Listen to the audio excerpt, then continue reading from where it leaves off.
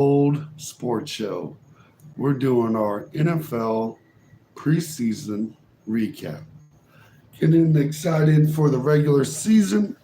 Figured we'd break down everything that has happened, what's gonna happen, all that good jazz, all the exciting new news. Let's start with the latest little buzz of news, if we will. It's important to touch on what's happening right now and not just focused on what's happened in the past. So we're going to be sure to check out, what's going on today. So there's a lot of news going on now that the preseason is officially ended. CeeDee Lamb got paid, the highest paid non-quarterback in NFL history. Shout out to CeeDee Lamb. Look, we celebrate when people get the bag on this show. That's what we do.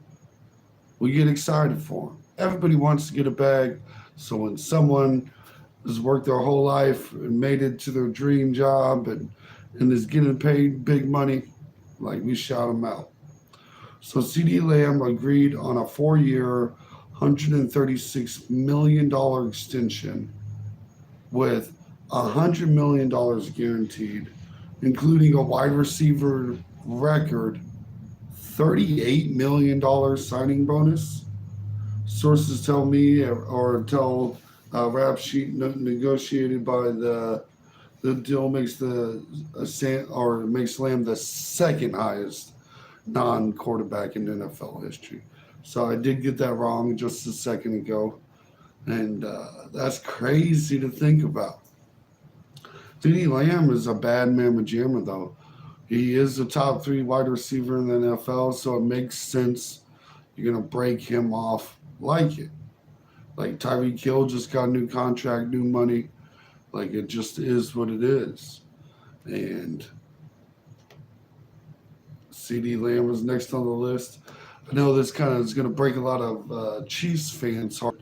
There was rumors in the offseason that CeeDee Lamb wanted to go to Kansas City, and I called malarkey on that, and it appears Jerry Jones has called malarkey on that.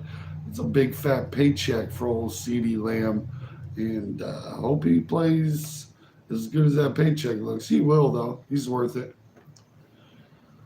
Quarterback trade, ding, ding, ding. Pay attention to this. Titans are trading quarterback Malik Willis to the Packers in exchange for a 2025 7th round pick.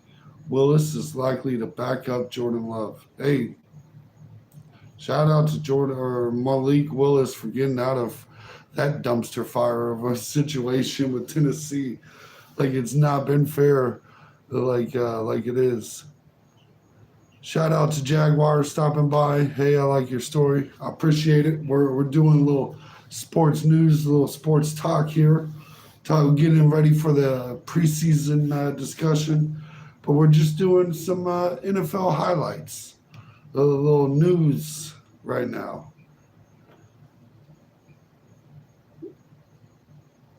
Jerry Jones and why he remains the Dallas GM. Nobody can fucking get this shit done better than me. Dear Lord, that 90-year-old man's got a mouth on him, right? I'm subscribing to you. You're the best. Hey, I appreciate it. Anybody that subscribes or likes, hits that like button. Let me know you're not a robot. I appreciate it. Commanders are a sleeper. Do you really think that, CJ Ward? Hey, appreciate you stopping by. And shout out to Audrey for stopping by. Do you think that, CJ Ward? It's the Commanders and the Patriots, I feel like, are the hardest teams to predict this offseason, if we're just going to be honest, right? Like, it's hard to tell what these new coaches, new quarterbacks, just whole new systems, they could be a sleeper. It's a real tough division, but everybody fights hard. Like, to think they're trash is hard to say. And I think their quarterback, has got time for that rookie of the year discussion, especially as a young quarterback.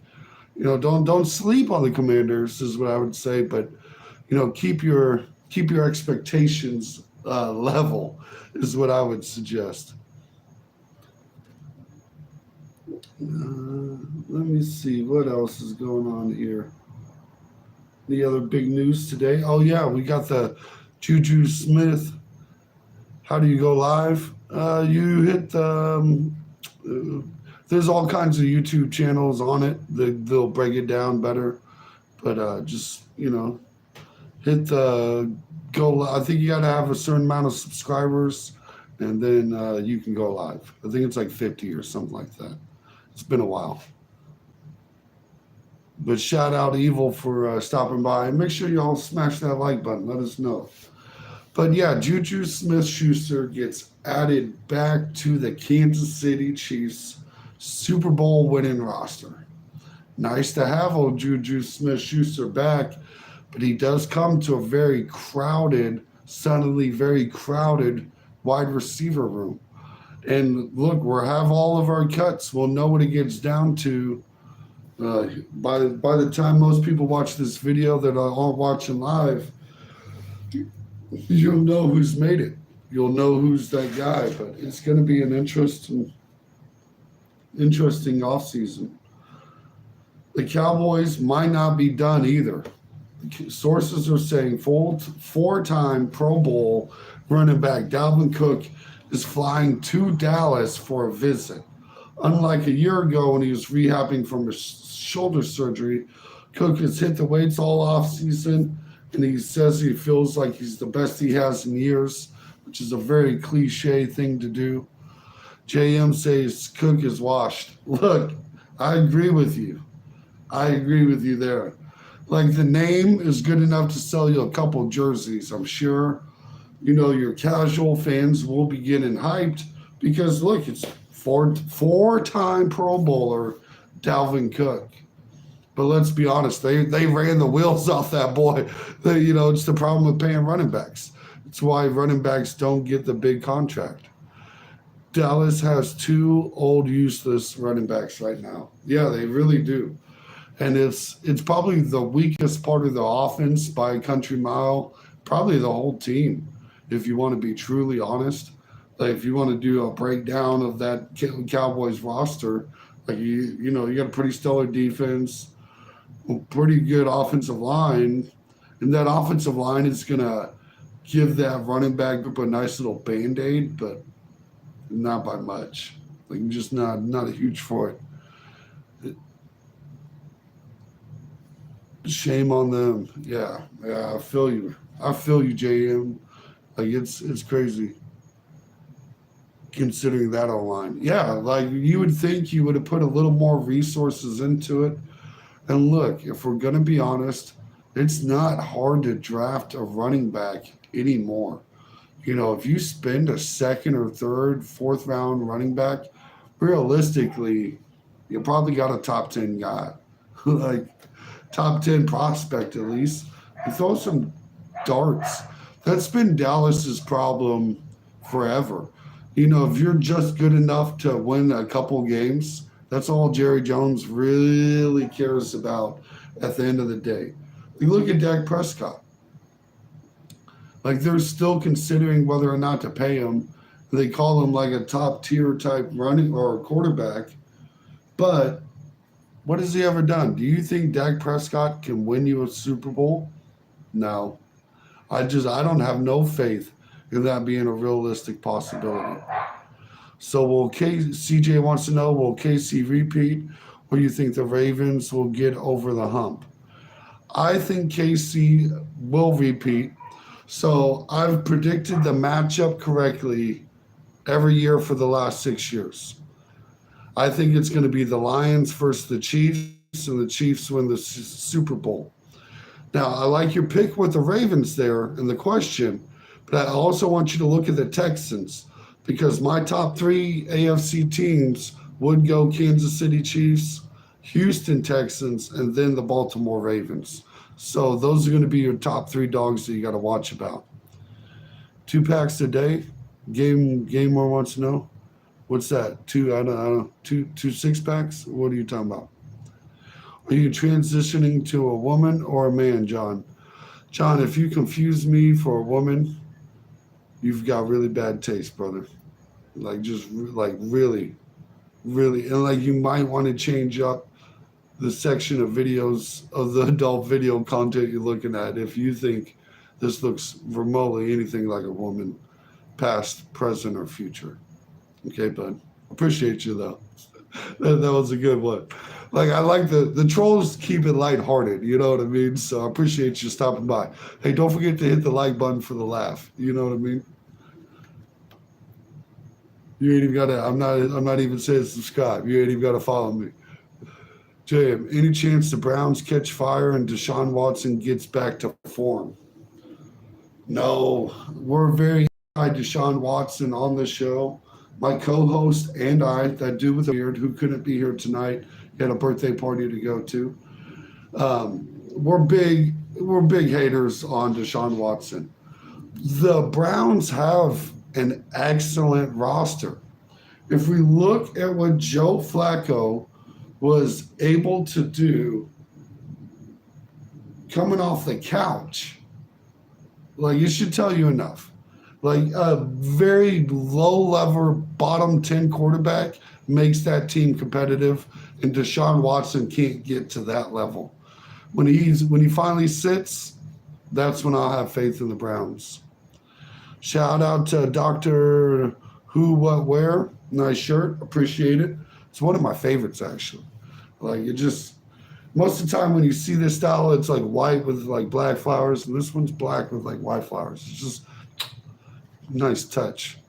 Cool sunglasses. I appreciate it. I've got, as you can see, the light behind me. Like, if I move my head too much, I get blinded. So kind of got to go with sunglasses at night. Lions. Okay, what are your other two teams in the NFC? That's a good question. Thank you for asking that, CJ. I'm real high on the Lions. I also like the 49ers, and I like the Cowboys. The 49ers are the Chiefs of the NFC West that just can't win a Super Bowl.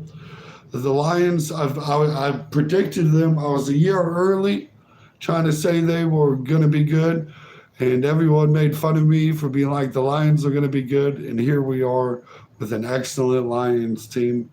I like the Cowboys. My co-host, dude with the beard, has picked the Packers in the NFC, and I believe he would probably also mention the 49ers and the Cowboys as well. But I'll throw in the Packers because I know he would want them mentioned. Eagles' offense is stacked right now. Defense is the weak point. I'm right there with you, JM. I really like the Saquon Barkley addition. I think it's underrated. It's the biggest moves in the offseason for Philly had to be him. And then if you look at the Ravens adding Derrick Henry, like, those two guys going to legit teams are just monsters. They needed a third down back. Yeah, and just like, and not to discount Saquon, like, he can really do it all when healthy. You know, it's sad that we got to put that caveat, but I think it's a great addition to the Phillies. And look, everybody discounts Philly until Philly wins. I remember they won like 9 in a row, and it took like so long for us to give Philadelphia the respect that they truly deserve, to call them like a top tier team. Like, Philadelphia is that team that everyone, you know, it's the small guy that everyone thinks can't fight. You know, that's the best way to describe Philadelphia. JM said Kellen Moore might be able to elevate Hurts as well. Look, and elevate Hurts is one of those quarterbacks that doesn't really get the respect that he properly deserves, right? Like, when I name my top 5 quarterbacks, I never put Jalen Hurts there. And even when you go top 10, you almost have to remember to include Jalen in the conversation. And that's a scary task. Dak went from 3,800 to 4,900 yards this year with Kellen. Yeah, that is true. And that's a good observation. You know, Dak is a funky, it makes people want to say Dak is a good quarterback. And maybe you're right. Maybe you're right. Maybe Kellen Moore does make Dak or make Jalen that better of a guy, So I can see your argument. That's a pretty strong point there. Like, if you see that success with Dak Prescott, there's no reason to think you won't see like more out of Jalen because Jalen, may not statistically point to being the better quarterback, but if I had to pick one of the two to pick a franchise to go with, I think I would go with Jalen. Which two out of those two quarterbacks would you pick? Would you be a Jalen or a Dak? A Jalen or a Dak guy? Does Prescott or Hurts get you going? Still can't believe Juju made it back to the old Kansas City Chiefs.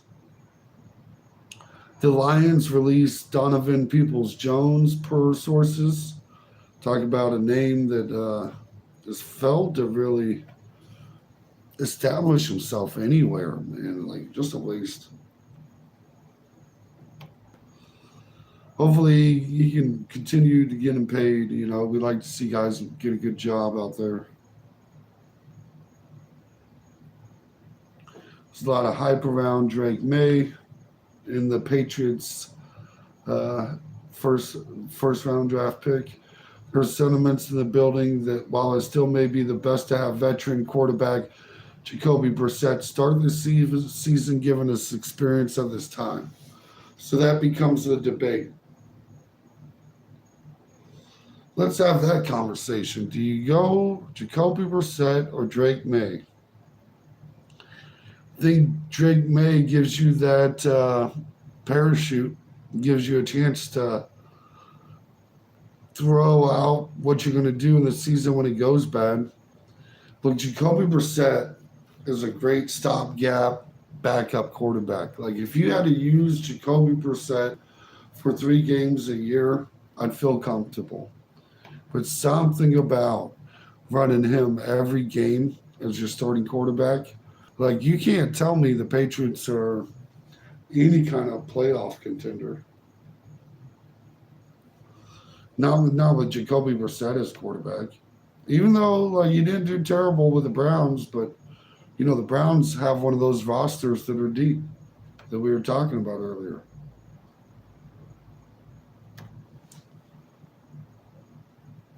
Cleveland is expected to leave Nick Chubb on the physically unable to perform list, which means he's ineligible to be active during the first 4 games of the season. Man, that's a tough one for the Browns. That hits hard. That's not what you want to see with the Browns or Nick Chubb. You'd like to get him back. When he's healthy, one of the best running backs in the league, top 5 guy at least. Hopefully the Browns can find a way to get him back.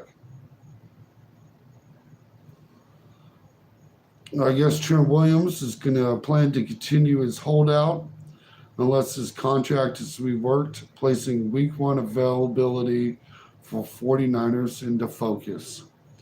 Look, Trent Williams, number 1 left tackle in the league, says, I need a little more money. The 49ers are stuck in a situation where they got so many good guys. Like, how do you pay everybody if you're the 49ers? And it's tough to not pay Trent. Like, everybody in the league wants to pay Trent Williams. They wish they had a Trent Williams to pay, like, if we're going to be honest. With significant depth and talent at wide receiver, the Broncos are moving on from popular veteran Tim Patrick, per sources. Broncos are currently exploring trade possibilities for Patrick, who is generating strong interest on the market in advance of Tuesday's roster cut-down deadline. I don't know if I'd trade for Tim Patrick, but he is a possibility to get signed somewhere, if that makes sense. Like Tim Patrick is a different kind of folk, you know. They've got to have the old Patriot mentality. Are you talking about the 49ers? I'm guessing they're CJ Ward. Yeah, and they're really fortunate that it's a good problem to have, right? With all the problems that teams face, having too many guys to pay is the problem that you want to have. And I think and the problem with doing it with the Patriots way, though, is do you really think Brock Purdy is in the caliber of Tom Brady, of Patrick Mahomes, of Aaron Rodgers, or they're going to elevate the talent around them and they can carry the team? And it makes me nervous thinking about it. Indy Woods, hey, thanks for popping in, buddy. Good to see you, man. Good day to you too. Sure could be.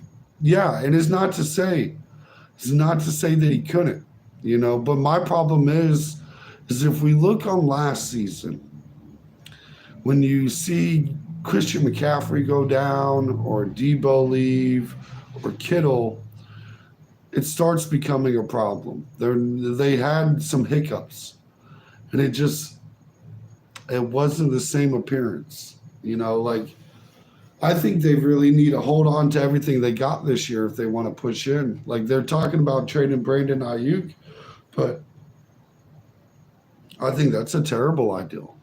I will, even if you think Purdy is Tom Brady type or Patrick Mahomes, like even with those guys, you want to surround them with talent.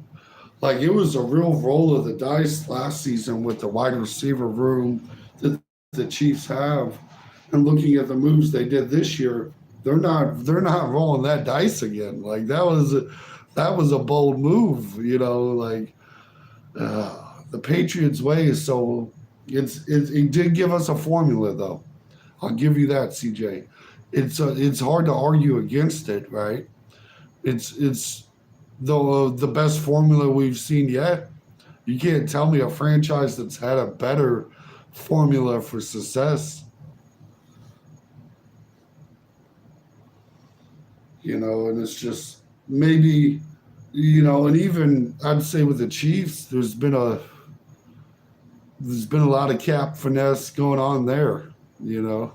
It's it's taken a lot of massaging Mahomes' contract every year to get everything out of it. So I'm right there with you. It is possible. Purdy could be that guy. He's never shown us not winning football, So Patriots head coach Jared Mayo this morning says it's a true competition, and I would say at this current point, Drake has outplayed Jacoby. That's a funky one. It's hard not to. They get to see things we don't get to see. So I don't know. I liked Mayo though. I like his coaching style. Drake. I think you got to go with Jacoby Brissett just because he knows you give the rookie a chance to relax. At least in my opinion.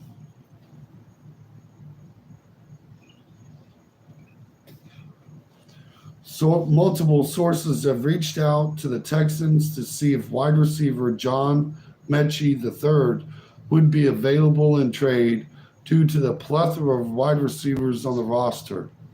It's unclear if Houston would move him, but several teams are keeping a close eye.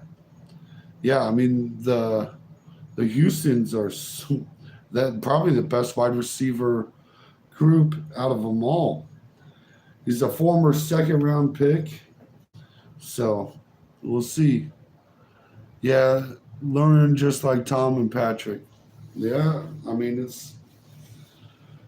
but the problem with that is, people on the Chiefs still want to get paid, We see Kelsey arguing for more money.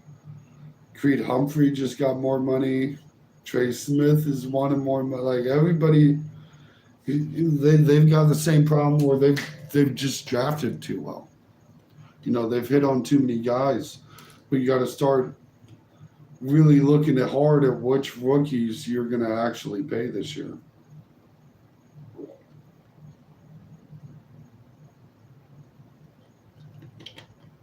And there's a lot of choices. Makes you, it always, the books are one of the hardest parts of winning a Super Bowl. Tua on his confidence level of the interior line of the Miami Dolphins. Well, brother, I get the ball out fast, so I'm comfortable with whoever we got out there. That's the nicest way a quarterback's ever pooped on his interior offensive line. He said, it doesn't matter. It don't matter that they suck. Jeez, man. Watch out, Tua. I would put the sack numbers high on Tua week 1. Lyman got a way of teaching you to put a little respect on their name. It doesn't matter if your linemen suck. If that's the guy who's supposed to be having your back and blocking for you, you better have nothing but just nice things to say. You're supposed to buy them Rolexes. But do they win the NFC East? Who's that? Are you talking about the 49ers are in the West, so I would pick the Niners to win the West, the Dolphins to win the AFC East, the NFC North. I have the Lions winning the North. I think the Lions could be it. My co-host is high on the Packers, though. He really thinks that they could be that guy. They could get it done. The Broncos are expected to move on from 8-year veteran running back Samaj Perine. I guess they're going to try to trade him too. I don't see anyone trading him. That's just going to be another cut. They're real good at these trying to trade before the deadline, but when teams know that you got to cut a guy, like, it's over. But yeah, if you want to do the predictions of the divisions real quick, we can bust those out. So, like, I have the Lions winning the North. I think the Cowboys will be the first back-to-back NFC East division winners in like 20 years. I think the Atlanta Falcons win the South. And I think the 49ers win the West. And in the AFC, I believe the Kansas City Chiefs will win the AFC West. The Houston Texans will win the NFC South. The Miami Dolphins will win the AFC East. And the Baltimore Ravens will win the AFC North. So those are going to be your division winners this season. Where the big question comes is those old wild card spots. JM, I'm not sold on Jacobs having a big season in Green Bay. I feel like the Raiders ran him until the wheels fell off. Yeah, Jacobs is an interesting guy. He's got a lot of passion for the game. And I feel like running backs just seem to do well with the Packers. But he is a high mileage back that has gotten banged up. And there's no question about it. CJ Ward said good predictions. Hey, I appreciate it. Is there any different ones you guys got? I'm always get interested in hearing what the fans think. Sometimes you guys got a good outside the box thinking. Is there any ones that you would switch out? Ooh, this is a good question. Jamar Chase is better than CeeDee Lamb. If Lamb is getting $34 million per year, Chase deserves more. While this deal is getting done, should accelerate timing on the Bengals Chase negotiations. Justin Jefferson's deal has always been the comp for Chase's deal. Ooh, this is a question. Who would I pick between Jamar Chase and CeeDee Lamb? Whew, that's a tough one. I think Jamar Chase has been a better wide receiver, or been a good wide receiver, or an elite one, longer than CeeDee Lamb. If I had to pick one of the two, I would probably pick Jamar Chase, but I do believe CeeDee Lamb probably has the higher ceiling. Lamb is, JM says, Lamb is an effective outside the numbers. He gets so many targets only because he's in the slot against safeties. Yeah, there is some of that, but you got to put your guy into a winning position too. Just because he has weak, Jamar Chase, I feel like you can put him on the outside easier, which is harder to play, but like it is tough. CeeDee Lamb is super electric, but I think for like franchise long term, I think you got to go Chase, and that's how these contracts works. Like that's why delaying paying Lamb is a risky, bold kind of gamble, because the money never gets cheaper. You're never getting any more of a discount. More guys get paid. And here you are watching it go up. It's what caught the Chiefs in the butt with Tyreek Hill. If Chiefs would have got the deal with Tyreek Hill done before Adams out there in Oakland, then they would have got him for $25 million a year. But when he got $30 million a year, he set a new benchmark for Tyreek to hit. Now it may have been 28, but it was right around that 30 number. And once he got there, it priced Tyreek Hill out of Kansas City. So you got to be careful with that. Delaying paying Chase might have cost you T. Higgins. You can start making those kind of arguments. We're just waiting. Sometimes it's better to get that deal done.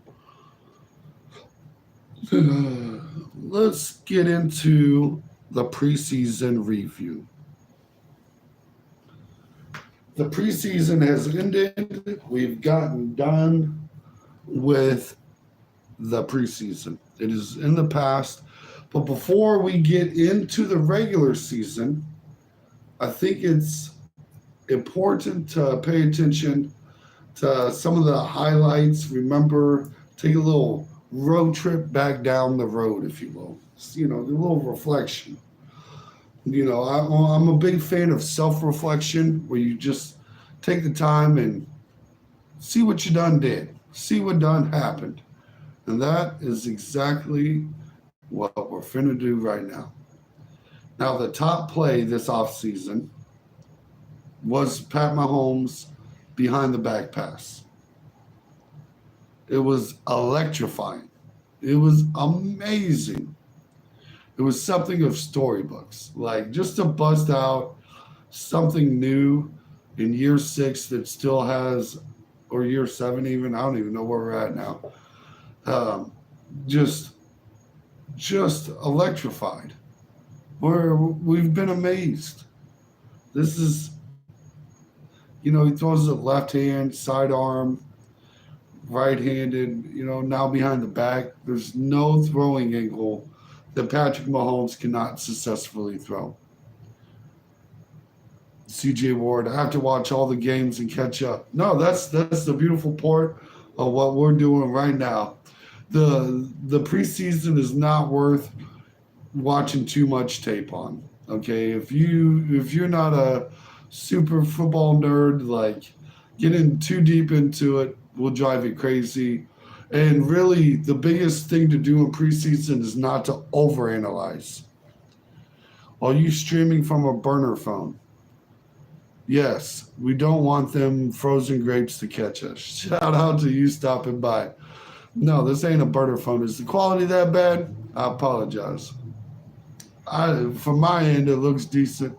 So I don't know what to tell you. It's probably the lighting.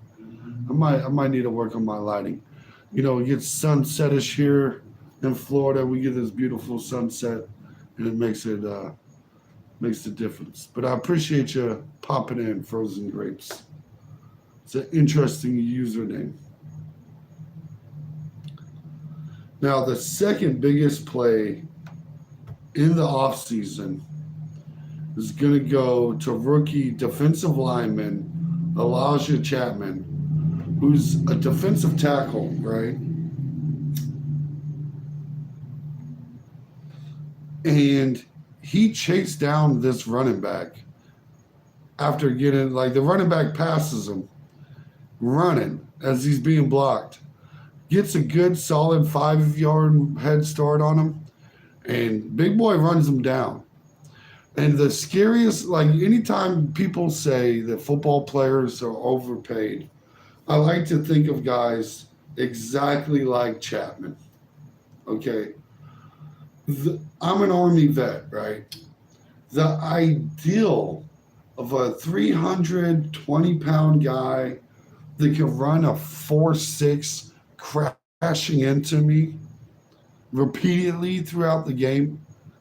The running back carry the ball 20 times. You want to get hit by a defensive tackle 10 times that weighs 320? Like, imagine waking up and being like, yay, I get to do that again in 6 days. At least 16 times, 17 times now. We're up to 17 games now. So you get to do that 17 times. And then if you're good, you get to do it more. That's your reward. You get to do it 4 more games. Go to the Super Bowl. So here you are, 21 games deep, plus the preseason. If, you got any touches like here, just getting demolished by some big defensive lineman. And it's not just him. You got to worry about that 250-pound linebacker that's even faster, running just as hard. Like, ugh. But shout out to him for making that play. Like, it's just a play that really stood out to me. Another thing that we need to take a note on is Vikings first-round quarterback J.J. McCarthy underwent a full meniscus repair for his knee, and he will be out for the entire 2024 season.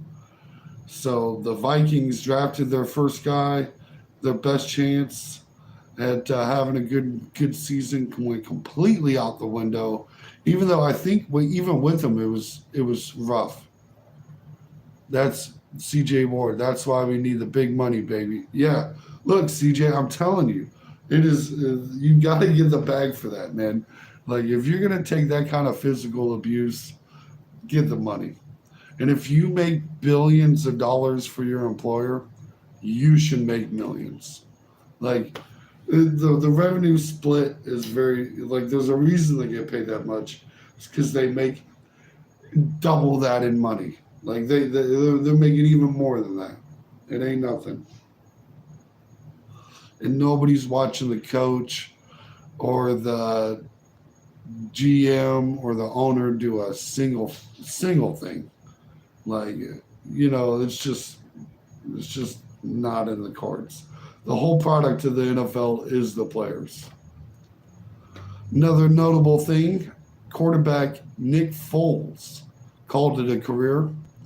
He was the Super Bowl MVP winner, and he has announced his retirement after 11 seasons. He played with the Eagles, Rams, Chiefs, Jaguars, Bears, and Colts. Shout out to old Nick Foles. I bet him on him in that Super Bowl against the Patriots. So I'll always be at least slightly a Nick Foles fan because, man, talk about a bold bet and it paying off, and it paid off well. Another big news this offseason was a lot of camp woes for Lamar Jackson. Like he would throw deep balls to Nelson Aguilar, and he would just continuously drop it over and over again, and that just makes it frustrating. You talk about the quarterback that's probably done the most with the least amount around him is Lamar Jackson. So a lot of people like to make fun of Lamar Jackson because he can't throw, and I've always wondered who in God's green earth was he supposed to throw to? Like, you guys never answer that part of the equation, right? Like, it's just not fair. I don't see it. Like, it's just rough. Rough there. The Cowboys kicker hit a 66-yard field goal in preseason. It's a nice deep one. Touching on getting close to record there. Chargers head coach Jim Harbaugh had a conversation about someone pulling the fire alarm or getting stuck in an elevator. Not a fire alarm, excuse me. Some of his players got stuck in a fire alarm or elevator.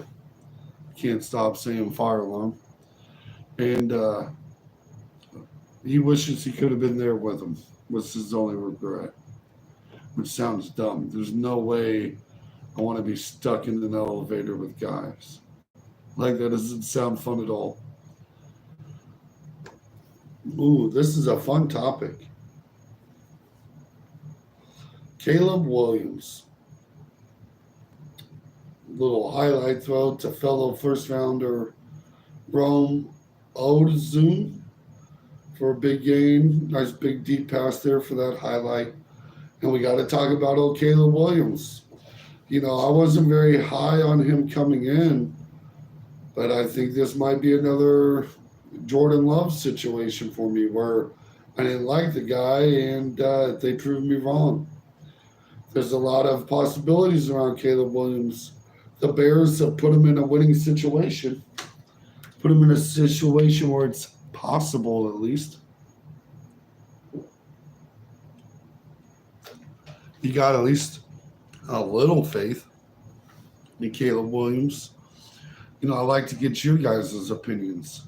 A lot of people putting him in comparison to Mahomes, which I think is too high. But I think he could be a very serviceable quarterback. It's a bold move to move on from Justin Fields, especially how much they spent to get him. But, man, sometimes you got to keep throwing them darts, and that's exactly what they try to do, and what they did there, and I like it. I think it's a good move for Caleb Williams. Oh, CJ Ward says he agrees. Yeah, Caleb Williams got some possibilities.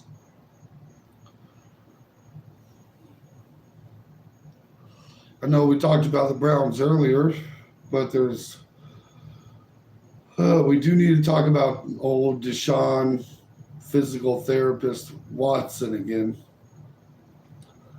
He's had a typical diva-type preseason.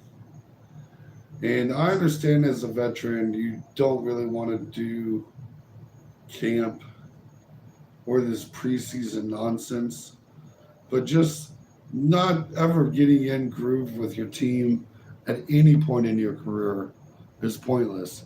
Like, he plays like he's just there for the bag. Like, if we're going to be honest. Ooh, and then we got to talk about Tua for a second. So Tua, this offseason, or this preseason, probably last week actually, said that Brian Flores dogged him. Basically told him he sucked, wasn't poop. It was really hard to come into work every day with that kind of mindset going into it. And I completely understand that. Like, it's hard to push through things when it's just you, you know. And Brian Flores said that Tua called him a terrible person. Said, "Look, I'm human, and it hit me in the way that I'd say wasn't positive. You know, you don't want to hear that about yourself. I've got to say, I've got used to that and say that I've got to grow from that. How can I be better?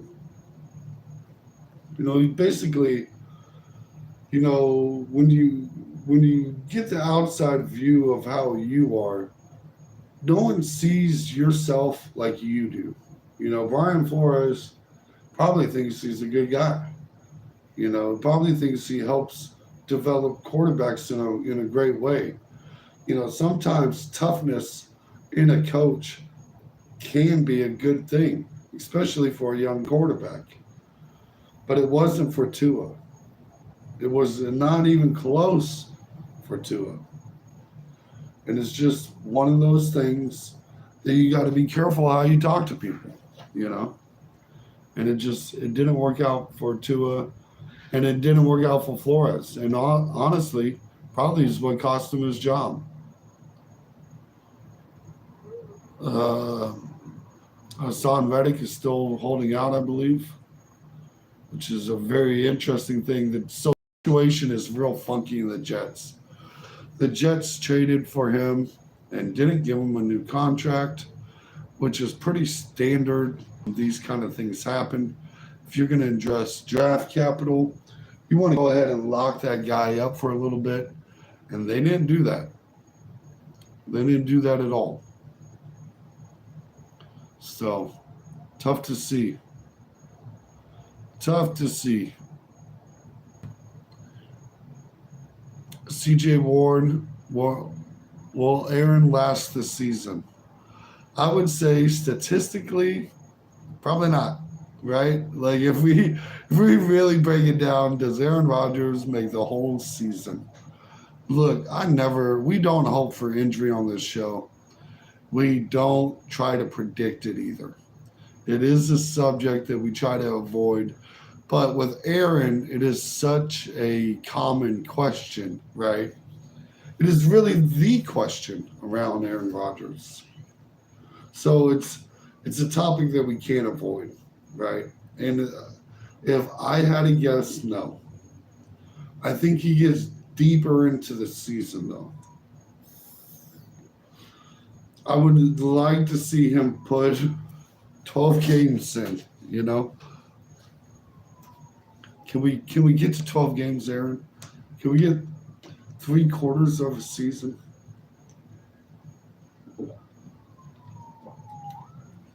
Questions, big question marks there. I hope so. We'll leave it as a hope so. That's the best we can do for Aaron Rodgers is a hope so moment.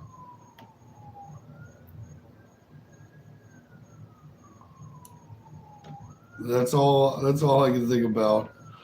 It's tough, man. And the Jets have such a roster that if they had a good team, it would make the world just a huge world of a difference. So what we're going to do now is look at the win-loss record of these teams in the preseason. Give you a rundown of which teams won what. Let's see if I can get it back up here. Even the computer's like, who cares, right? You know, but it's fun to look. Look, these stats are going to disappear out of everybody's minds within 1 week, right? If we're lucky. Most people would probably actually completely have them out of their mind.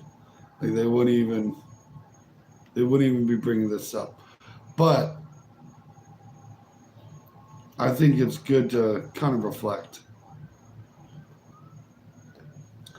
So the Colts went 2-1. I think that's a great way to sell optimism for the team's franchise. You know, that's what you're really looking for in the preseason. So that's why the Bears went 4-0. And we got to see a little bit more of Caleb Williams than I had truly expected. The Bengals went 0-3, and the Chiefs went 0-3. Now, the Chiefs have not won a preseason football game in years. They didn't do it this year. They didn't do it last year. And I question if they did the year before that. I feel like they won one game, though. Like, Andy Reid does not want to celebrate these. I think we cannot read too much in the Bengals because they don't have a lot of depth, but their starters are enough to – it's just such a completely different team with the Bengals. So that 0-3 start doesn't bother me. That 3-0 start for the Jags makes me question them this season. I think it might be a little preseason optimism for the fans, but also another example of how deep that Jaguars team is. We didn't see a tremendous amount of the ones, so the 3-0 start is not bad. The Falcons 0-3. Look, they didn't start a bunch of nothing either. You didn't see any of Kirk Cousins, right? We've seen him warm up in the last game. And not like warm up, but like just a helmet on, throwing the ball kind of warm up. And then Penix Jr., they let him play a little bit, and then they shelved that. And my theory is they didn't want a quarterback controversy, so they went ahead and made sure to put that away. Kirk Cousins is the clear-cut starter for the Falcons, I believe, week 1. And you don't want to bring that drama to him. I know he was very surprised by the Penix Jr. move, but the Falcons have done nothing but set themselves up for very long-term success this offseason. They signed Justin Simmons recently. That was a big move. And they traded the Patriots for Jude. I always mess his name up, Jordan or Juden. And he's a monster of a defensive end, though. I should know his name because he's that better. What beach are you on? It's a Florida West Coast beach. I'm in the Tampa Bay area. CJ Warren, he will do very well in Atlanta. Cousins, you're a big supporter. He's enough to win, man. Cousins wins, right? Like I'm not a fan of Cousins. I think he's a regular season champ, and I do not think you can win a Super Bowl with Kirk Cousins. But he's gonna bring winning football back to Atlanta. Like they will be a playoff team. They are stout, and it's a good fit. Look, it gives you a solid veteran, and as much as I like Penix, learning from Kirk Cousins is a great move. Look at Pat Mahomes with Alex Smith. Look at Jordan Love with Aaron Rodgers. You learn things from these veterans. Now, that doesn't say he couldn't be a C.J. Stroud, or possibly a Caleb Williams if he does good. Sometimes you got to throw these rookies to the fire, but I think the Falcons are set up. Some people question if they are a legit team. There's no doubt in my mind they are going to make some serious noise in a very weak NFC South. The only competition they have is the Tampa Bay Buccaneers. Speaking of Buccaneers, they went 2-1 in the offseason. Not a bad little offseason for them. Got to see a little bit of word from the guys, so that was pretty interesting. The Dolphins went 2-1 with not playing too much, so that's showing that they're getting a little depth out there. Not like that. The 49ers with a 1 win, 1 loss, and 1 tie record. What an interesting offseason that is. That tie was a fun tie, and it was interesting to see.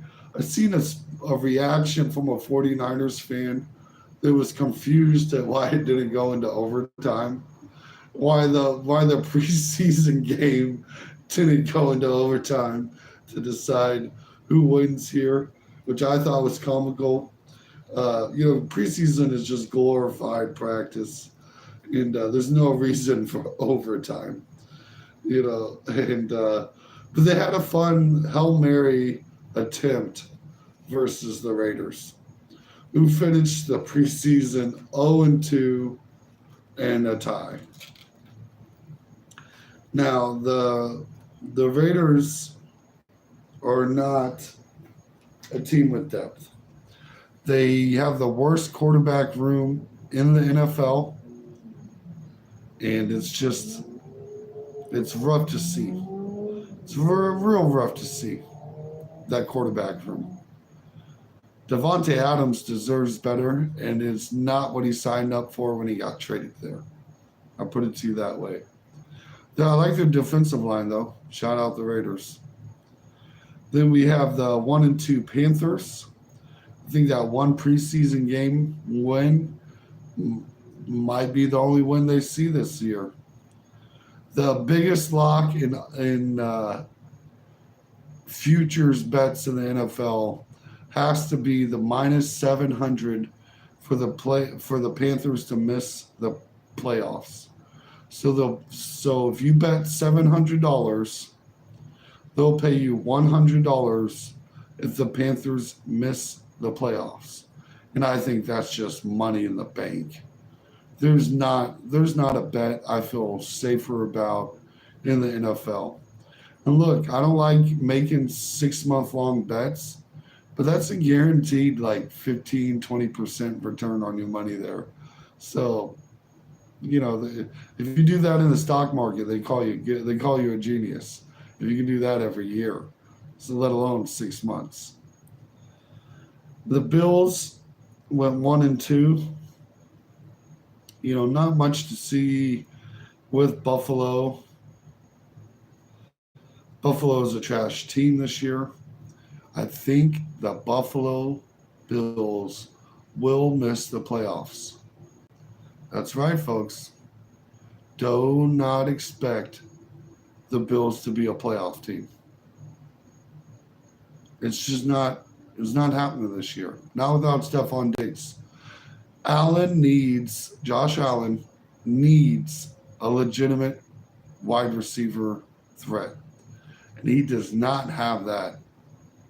It's nowhere to be found on the Bills roster. We have seen what Josh Allen looks like without an elite wide receiver, and it's trash. It is complete trash. So, sorry to Bills Mafia. I know it's going to upset you, but it's just the truth, It's just the truth. Let me see what we got here. The Steelers went 0-3 this preseason.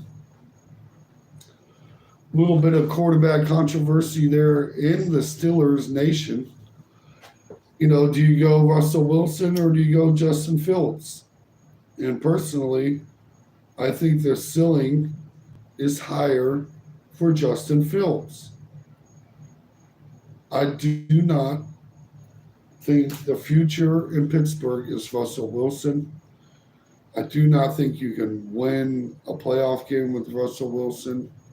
And, you might have a winning record just because of Mike Tomlin, but is that what you're aiming for here?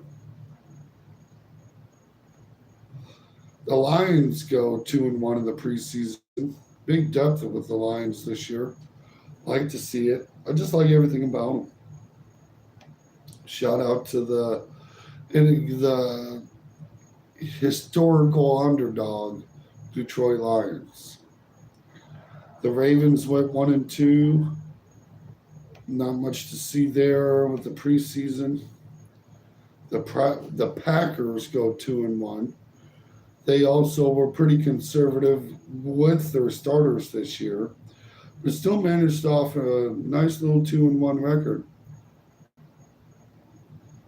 When you got the upper tier team there, that's what you kind of want to see.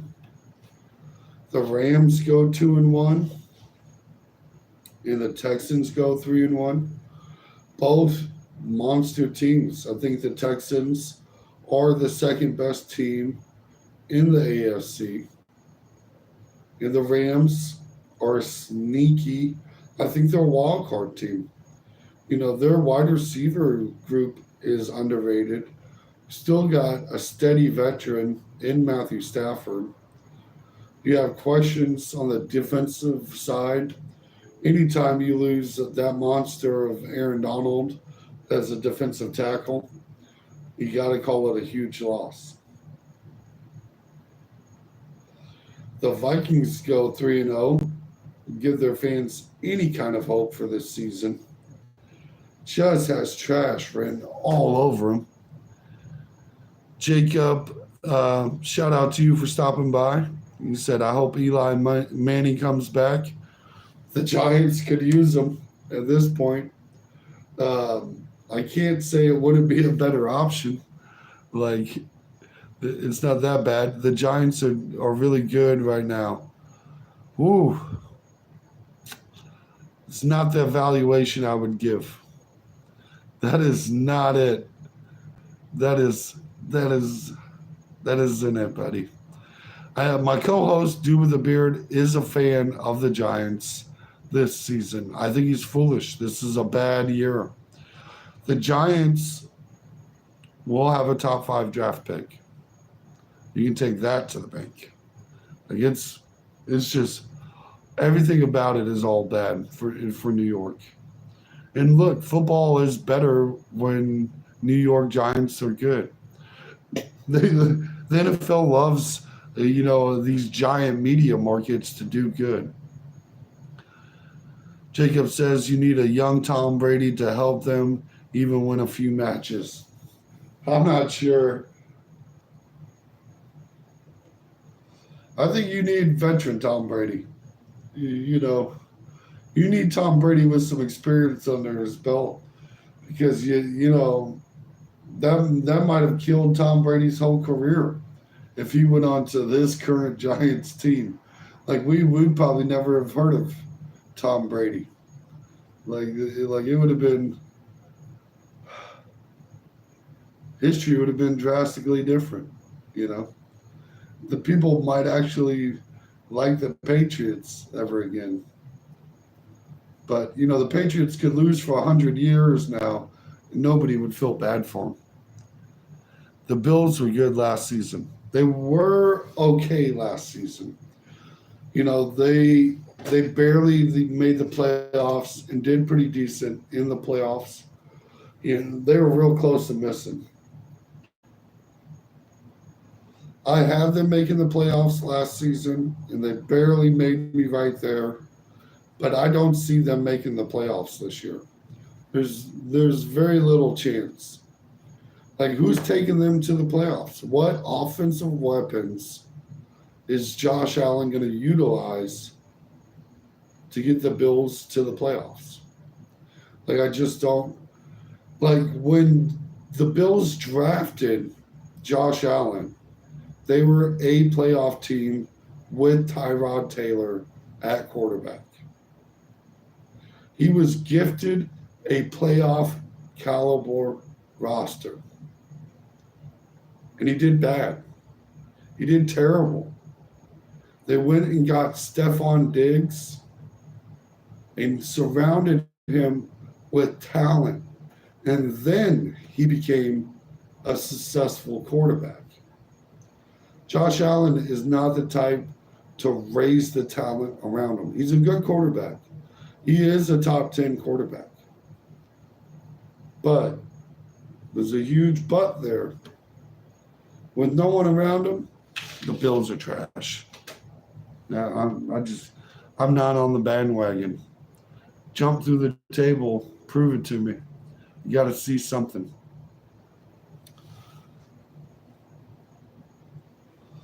The Chargers went 1-2 this preseason. Not the worst of records. They won something. They got an improvement at coaching staff. With Hallball, you can't go wrong there. There's not much of a better coach you can get.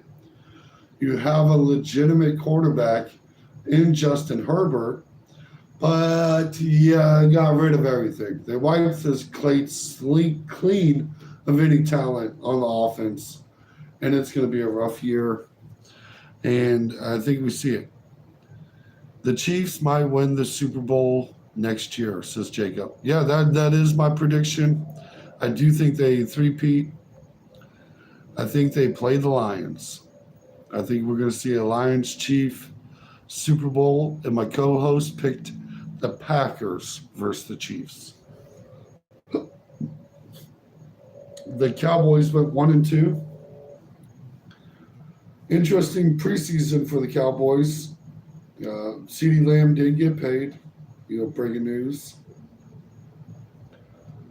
Trey Lance became an interesting conversation piece, especially after Game 3. 5 interceptions. Threw 5 interceptions. He had a decent stat line besides 5 picks in Week 3. The Cowboys are okay. Yeah, they're like an upper tier team in the NFC. I think they're limited at quarterback and running back, if we're going to be honest. If we're having a pretty quality offensive line, they got poop around the running back position. And I think if they found an upgrade to Dak Prescott, they would be a more competitive team. In my opinion, most football teams are better than the Giants. Oh, yeah. Yeah, I mean, the Carolina Panthers are worse.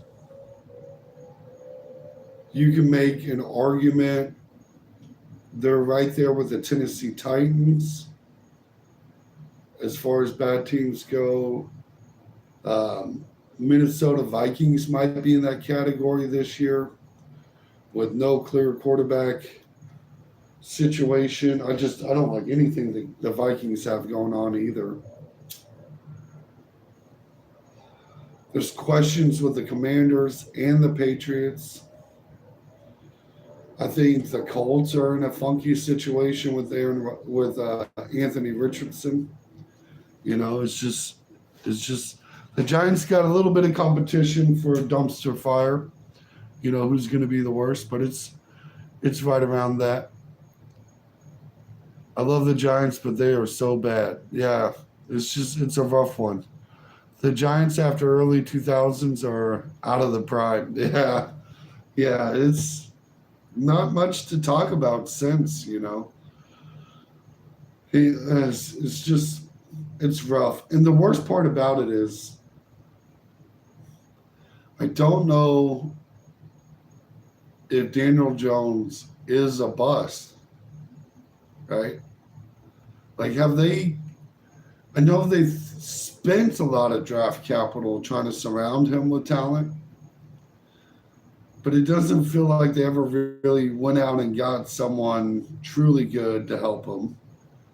When Saquon Barkley was there healthy and doing good, it was a pretty legit combination, Like, they've had highlights.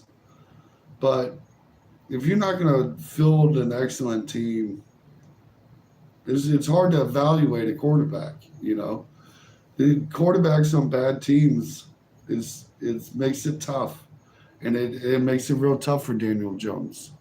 What's your opinions on Daniel Jones as a Giants fan? I know most Giants fans are pretty much done with him at this point. The Jets went 3-0 this preseason. Nice. They got some team, they got some depth there. Even without Aaron Rodgers, they won some games last year. So if Aaron Rodgers is healthy, could be nice. Browns went 0-3 because they're trash. Seahawks went 2-1. Let's get the fans hyped. Little question there.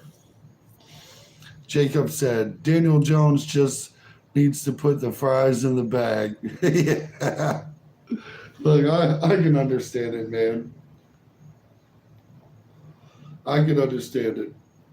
Look, because look, they did draft a lot of high valued skill players over the last 3 4 years, but oh man, and it was crazy. I thought it was kind of crazy they paid him. I'm not gonna lie, I didn't think there was a reason to pay him, but if you want mediocre quarterback play, you got to pay for it, bud. You know, it's over. The Giants are cooked. Yeah, I don't want to. I don't want to beat you up too hard. I don't. I hate beating on a team that's down, man. There's unless I hate them. If it's the Denver Broncos, I'll join the hate club and I'll talk trash and I'll beat them down when they are down. And this is my favorite time of the year for the Broncos because this is when their fans are the most excited. They got a little bit of hope left. At least going into it. You can't. It's hard to crush you if you got low expectations. And at this point, if you add LeBron James in football, it would be better. And that says something. Yeah. It would be an addition to the team. Look, can you imagine the New York media market if James joined the New York Giants? Like, they would go absolutely ablaze. Like, it would go no headline all week. Whew. Titans went 3-0 in the preseason. And that's another team. They have a monster secondary. Their defense will actually quietly surprise a lot of teams. But between them and the Raiders, that's the competition of the worst quarterback room in the league, and the Saints. The Saints went 1-2 this offseason. They're in another pickle of bad quarterback play. Imagine LeBron James, a basketball player, now a football player, might work. Look, he's a big guy. We've seen, Tony Gonzalez played a little basketball. Not nearly, low James's level, low college level. If he'd stay healthy, I could see it. The question is, do you think LeBron James could play 17 football games? I don't know. I don't know about that one. That is a big question in the world. Like, I think he could make an NFL roster. Like, he's athletic enough, right? He's got the skill sets to at least try out. Like, he's going to make the tryouts. He probably at least makes the team, especially if he is a famous basketball player. The hype alone. Not now. Yeah, CJ Ward, yeah. Definitely not now. Like, we definitely need to rewind the clock 20 years. Like, I think LeBron James and I are pretty similar. Oh, we got a little messed up there.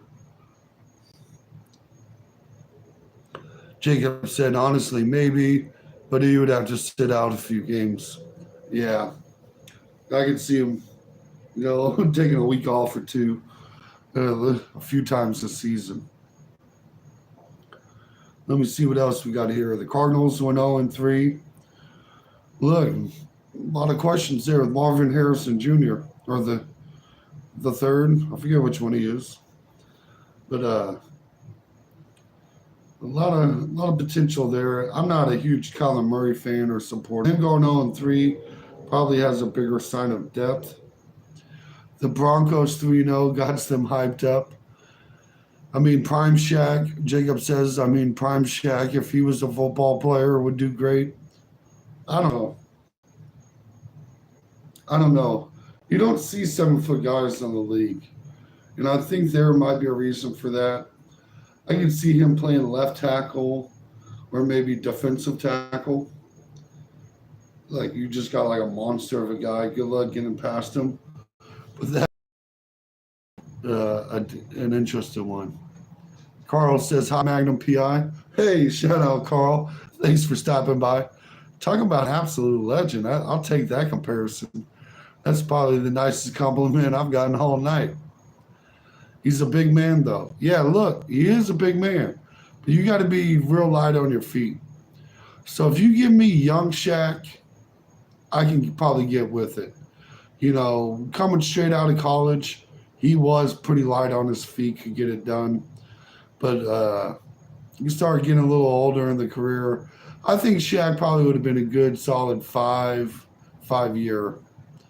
And you put in Jacob says good for defense, maybe. Yeah, look, you put him on that defensive line, trying to swat passes and stuff. Like I could see that working. You're really gonna fill gaps, but you're also dealing with a lot of leverage problems on both sides of the line. Like can Shaq get down into a 3-point stance? Is kind of a question repeatedly. Now I think young Shaq probably could, but that might age real quick on the big guy. And that might be why we don't see many 7-footers. I mean, even like for football, 6'8" is a huge dude. You know, that's a little tall on the football scale. And then on the offensive, like I definitely think you're right on the defense with Shaq, because on the offensive line, like the quarterback still has to see over his lineman to make the throw. And that might be hard to do with a 7-footer. You know, you're adding a huge blind spots to parts of the field, depending on how far you drop back. So I think defensive tackle is probably where we want to put Shaq. Talk about a trip. I never thought about Shaq playing football until tonight. But back to the Broncos. The Broncos 3-0 is just got them hyped up. They're real hyped on Bo Nix, and I think that's going to come crashing back down to earth. Let's be honest, Terry Crews was decent, but he's only famous for his Old Spice commercials. Yeah, look, no, look, Jacob, I'm a little old. Terry Crews is famous for his role in like Friday, for his role in Training Day, like all sorts of stuff like that. Terry Crews was a legend, but yeah, as far as football players, you know, dime a dozen, you know, probably less than that, you know, but still making it there is something. Yeah, I know he was a football player. He made it, you know, he did okay. He was an okay football player. I'm a Terry Crews movie fan, but not like his football wasn't nothing to write home about. The Patriots finished 1-2, and the Commanders finished 1-2. Both the biggest question marks this offseason. Hardest ones to predict. That's the best way to describe the Patriots and Commanders. The biggest wild cards and season predictions. I think that's the hardest one to nail. I think week 1, I'll probably avoid both those teams in the betting. I might bet against both of them, actually, to be honest. Broncos are meh. Yeah, look, but they've got their new quarterback in Bo Nix. They're excited. And that's my most hated team in the NFL. So I hope they lose. And I hope it's a rough time. And I hope it comes. I'm excited to watch it come crashing down. You know, some people would just watch NASCAR for the crashes and hockey for the fights. And I just watch the Broncos to watch the dumpster fire burn that much brighter, folks. Just that much brighter. I truly enjoy it. But yeah, that pretty much gives us our preseason roundup, gives us a wrap on what all happened. Now, Josh Allen, he's pretty good. No, I'm not a Josh Allen supporter. I think he's good enough to win games. I don't think he's good enough to elevate a team. And this season's going to prove it. When he misses the playoffs, you're going to be like, you heard it here first. You're going to be like, dang. Yeah, look, he's legit. He's not bad. But we've seen what he looks like without talent. And it's ugly. And he doesn't have the roster for it. It'll be a comeback down to earth moment. Nobody will have him in the top 5 after this season. And it's kind of sad to say. Because a lot of people, I'd have him in the top 5 the last couple of years. And I think part of that is because of the team he's had around him. And it's rebuild mode. It's not going to be good. Yeah, he does need to improve. Well, it's not just his fault. You have to surround him. What they really need is 2 Stephon Diggs. They needed Stephon Diggs and another Stephon Diggs type player to give him 2 dual weapons. If you gave Josh Allen's Cincinnati situation or the Houston Texans situation, or they're so loaded at the wide receiver room, you'd have an argument for the Super Bowl for the Bills. But that's just not what they're built with. After this season, I hope he decides to train even harder and better. Yeah, look, Buffalo's one of those franchises that deserves a Super Bowl, right? Like, if you ever been to Buffalo, it's one of the most depressing cities in America. Okay? Cold. It looks like it was made in 1825 and hasn't had a coat of paint since. Like, they deserve it. So shout out to the Bills fans. I hope you experience it one day. But this has been our preseason roundup. This is going to be the show for the evening. I appreciate everybody that stopped by and commented, especially my dude Jacob. He's been a real talker. That always helps keep the show going. Malik Neighbors is decent. He's got potential. It's not bad, but I don't think it's enough. You're going to need more than that. But yeah, I appreciate you popping in. We're live every night at 9 o'clock Eastern Time, 8 p.m. to Central, Monday through Friday. Check us out. And appreciate you popping in, bud. It was good talking.